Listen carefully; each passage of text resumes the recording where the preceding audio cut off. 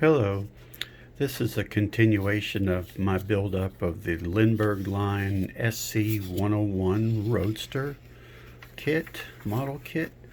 And this is quite a large car, and as you can see it's 1965 Lindberg products, and it's very rare. Kit number 684M. And when I was talking to you the last time, I'd been through steps 1 through 3 of the motor assembly. Since then, I've completed steps that follow the motor assembly. I put all these together in step 4. And then the transmission, got all that working, put a little Vaseline on there. Step 5.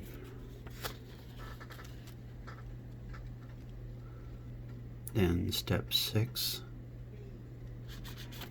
This is the shift linkage, which shifts it out of neutral when you push it forward and then puts it in gear when you push it back. It engages the transmission and drives the drive shaft. Then the chrome, what have you, more chrome on 6 and 7.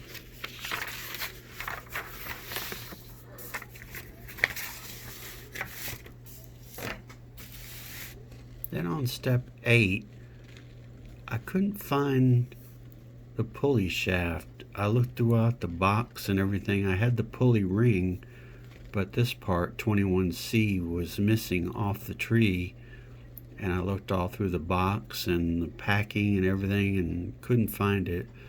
So basically I took a piece of round plastic from one of my Wright brothers kit, and I basically cut it and shaved it and put some pieces together, and I'll show it to you here in a minute. But so I put the alternator together, then I painted the part that I made silver,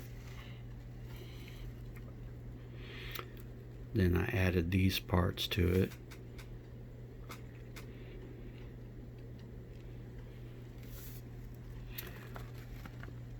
And as you can see, I'll show you the picture of the motor, but I've wired everything and went by the schematic they show here. Including the fuel system and what have you. All these parts were intact with the kit.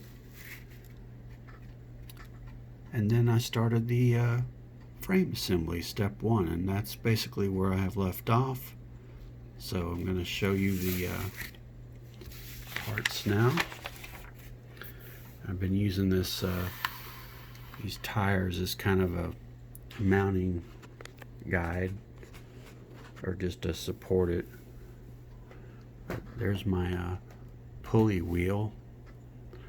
I don't have the rubber band on it right now, but it does spin. It's a little loose, but with the band on it, it's a little tight, but it will work. I thought about maybe just putting maybe a looser rubber band on it. But other than that, got all the detail done on it. I've used some pieces of black zip tie to hold the lines together. Looks a lot more professional that way.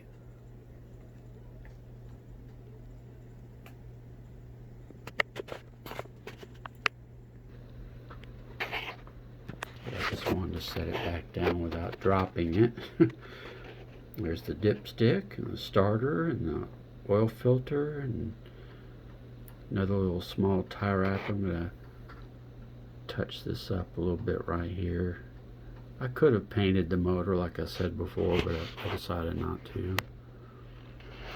But everything runs, and as I mentioned, you can sit here and engage the gear shift by just pulling this back, and it will drive the drivetrain. So it's going to be a lot like their large-scale Model T motors that they have made before, Lindberg, only they actually have a gear shift that comes up from here on all of the Model T models.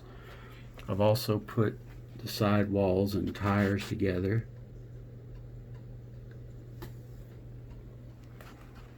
And I've got the frame right here that I've started. A lot of chrome on this model. So you have to take your time and, you know, trim and shave and file and get all the chrome off where you're going to cement it so it will stay together. Then you can glue it. And so far so good. I'm really happy about this model. I can't wait to get it going, and I've gotten some primer. As you see, my Testors primer. I like to use Testors. It's good stuff.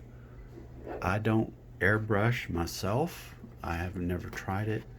Not really afraid of it, but just never really got used to it or bought a kit. So I usually use spray paints or hand brush stuff for small detail parts. So my plan is to take the body, as I mentioned on the last video. The decals aren't in the box or in the packing or what have you.